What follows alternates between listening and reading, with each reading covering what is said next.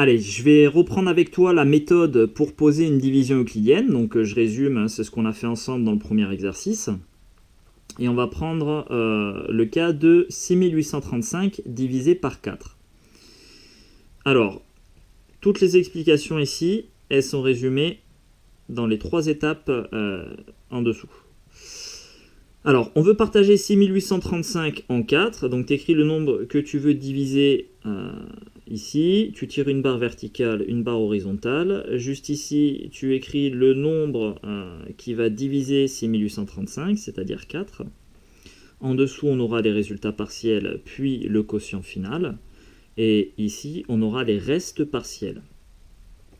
Alors, pour partager 6835 en 4, tu vas déjà décomposer ton nombre 6835 en 6 milliers plus 835 unités. Donc, hop, c'est ce que je viens de faire ici, ce que je t'explique là. Donc 6835, c'est 6 milliers plus 835 unités. Et la question que tu te poses, c'est, je peux mettre 4 paquets de combien de milliers dans 6 milliers? Alors, 4 paquets de combien de milliers dans 6 milliers? Eh bien, tu fais la division euclidienne de 6 par 4. Dans 6, tu peux mettre 1 fois 4. Donc, dans 6 milliers, tu peux mettre 1 millier de fois 4. Donc, tu vas écrire 1000 ici. Et si tu mets 1000 fois 4 dans 6 milliers, dans 6835, il te restera, hop, 2835 unités, puisque tu as déjà mis 1000 fois 4. Donc, tu enlèves 4000, et il te reste maintenant 2835 à partager en 4. Voilà la première étape. Deuxième étape, il me reste à trouver combien de fois je peux mettre 4 dans 2835. Alors tu peux encore le mettre beaucoup de fois, donc tu vas à nouveau décomposer ton nombre. Je ne crois pas que tu connaisses la table de 4 jusqu'à 2840 ou je ne sais pas. Donc on va à nouveau décomposer là notre nombre, d'où l'intérêt encore une fois de connaître parfaitement la structure décimale des nombres. Et 2835, alors tu peux le décomposer comme tout à l'heure, tu vois, en prenant juste le chiffre des milliers, en disant bah, c'est 2 milliers plus 835 unités. Le problème, c'est que tu ne peux pas mettre 4 dans 2, parce que 4, ça dépasse 2. Du coup, tu ne vas pas te contenter de regarder dans 2 milliers combien de fois tu peux mettre 4, mais tu vas regarder dans le nombre de centaines. Et notre nombre 2835, on va le partager en 28 centaines plus 35 unités. Et maintenant, la question que tu te poses, c'est je peux mettre 4 paquets de combien de centaines au maximum dans 28 centaines? Eh bien, 28, c'est 4 fois 7. Donc, dans 28 centaines, tu peux mettre 4 fois 7 centaines. Et 7 centaines, je l'ai écrit ici. 7 centaines, c'est 700. Donc, dans 2835, tu peux encore mettre 700 fois le nombre 4. Donc tu vas enlever, du coup, hop, je fais une boulette, 2800. 4 fois 700, ça fait 2800. Et il nous restera 35 maintenant à partager. Donc tu as déjà mis 1000 fois 4 dans 6835. Ensuite, tu as pu mettre à nouveau 700 fois 4 dans 6835.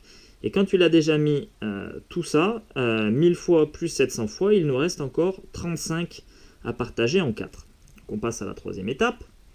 Il me reste à trouver combien de fois je peux mettre 4 dans 35. Je peux mettre 4 paquets de combien d'unités au maximum dans 35 unités.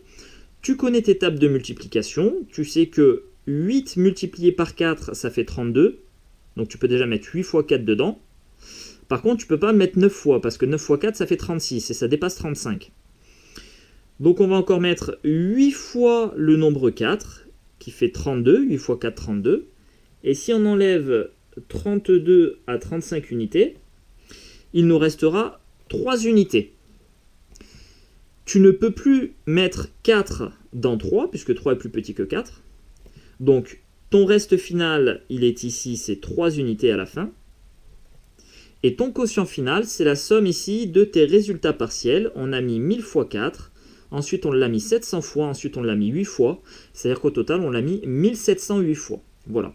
Donc le résultat de la division euclidienne de 6835 par 4, c'est un quotient égal à 1708 et un reste égal à 3. Alors, quand on pose donc une division euclidienne, En fait, il y a plein de façons différentes de poser une division. Je vais te montrer une autre façon. Là, moi, je t'ai posé un algorithme qui est un algorithme classique qu'on voit presque partout et qui nous permet peut-être d'optimiser le temps, voilà, de faire un peu moins de calculs. Mais si tu n'es pas forcément à l'aise, j'ai pas envie de te forcer à dire il faut absolument que tu respectes cet algorithme.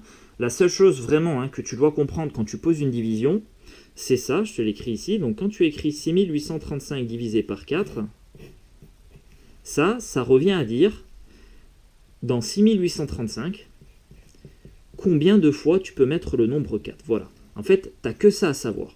Et si tu comprends que te poser cette question-là, là, 6835 divisé par 4, ça revient à te poser cette question-là, eh ben, tu peux poser ta division ici, je vais dire, en mode freestyle. Je m'explique. Si tu n'as pas envie de respecter là, tout ça, cette structure, cet algorithme qui est pas forcément évident à comprendre, et pas évident à appliquer non plus, tu gardes ça en mémoire, voilà, et tu dis combien de fois je peux mettre 4 dans 6835. Alors, bon, 1000 fois, ok, tu peux mettre 1000 fois 4 dans 6835, puisque ça fait 4000. Donc tu vois, le début, ça va être pareil. Hop, il me restera du coup 2835. Maintenant, je peux me dire, tiens, dans 2835, combien de fois je peux mettre le nombre 4 ? Tu réfléchis un peu, et tu sais que 4 fois 500, par exemple, je prends un exemple, tu vois, je ne suis pas en train de respecter là ce qu'on est en train de faire là. Je la pose vraiment en mode freestyle. Tu dis, bah tiens, 4 fois 500, ça fait 2000. 2000, ça rentre à l'intérieur de 2835. Donc du coup, je vais rajouter encore 500 fois le nombre 4. Ça m'enlèvera 2000 ici, et du coup, il me restera 835. Question suivante, combien de fois je peux mettre 4 dans 835 ? Tu réfléchis un peu, hop, tu peux dire, bah tiens, dans 835, je peux mettre 4 fois 200 par exemple. 4 fois 200, ça fait 800. Donc tu rajoutes à nouveau 200 fois le nombre 4. Ça fait 800, et il te restera maintenant 35 unités. Dans 35 unités, tu peux mettre 8 fois 4 unités, 8 fois 4, 32, et il te restera alors, hop, 3 unités au final. Et donc là, on l'a mis 1000 fois, 500 fois, 200 fois, 8 fois. Au total, ça fait bien 1708 fois. Donc, tu vois, là, on l'a posé un tout petit peu différemment. Là, pour 2835, je n'ai pas forcément voulu respecter. Tu vois, hop, dans 28 centaines, j'ai combien de centaines fois 4 ?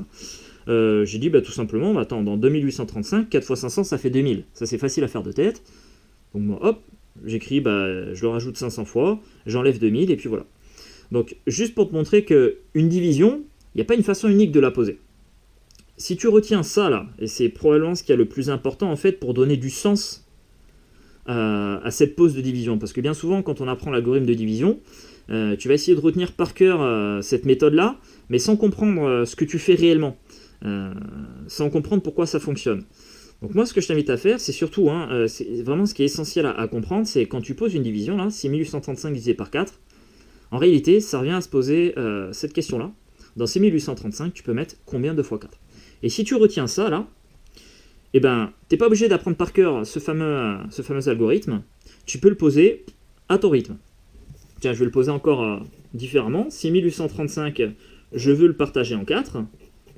Alors, si je suis pas très à l'aise avec le calcul, allez, je vais encore mettre par exemple 1000 fois 4. Allez, je recommence comme tout à l'heure. J'enlèverai 4000 et il me restera 2835. Maintenant, dans 2835, je peux mettre combien de fois 4 ? Alors, si je ne suis pas trop à l'aise avec le calcul, je vais dire, bah tiens, si je le mets 100 fois, par exemple. 100 fois 4, ça fait 400. Donc, je vais devoir enlever 400 à 2835. Et il me restera 2435. Je peux encore mettre 100 fois le nombre 4. Dans 2435, 100 fois 4, ça fait 400. J'enlève à nouveau 400. Et ça fera 2035.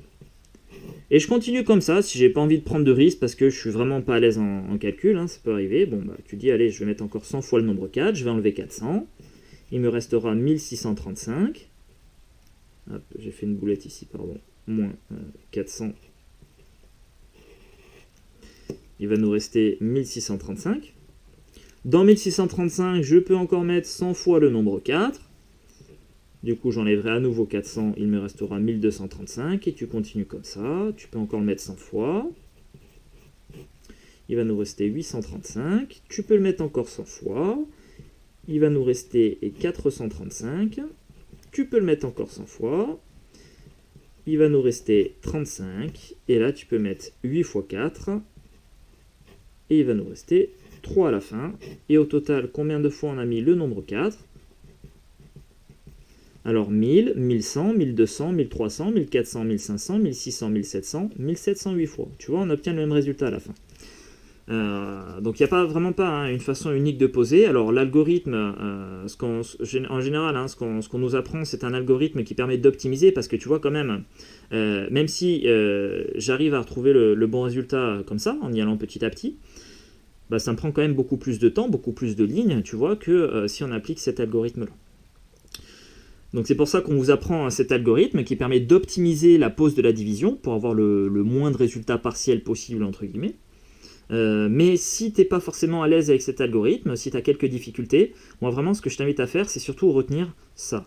C'est 1835 quand tu veux le diviser en 4. La question que tu te poses, c'est dans ces 1835, je peux mettre combien de fois 4? Et si tu retiens ça, eh ben c'est pas grave, tu vois, tu vas à ton rythme petit à petit, même si ça te prend pas mal de lignes, c'est pas grave, ce qui est important c'est d'y arriver.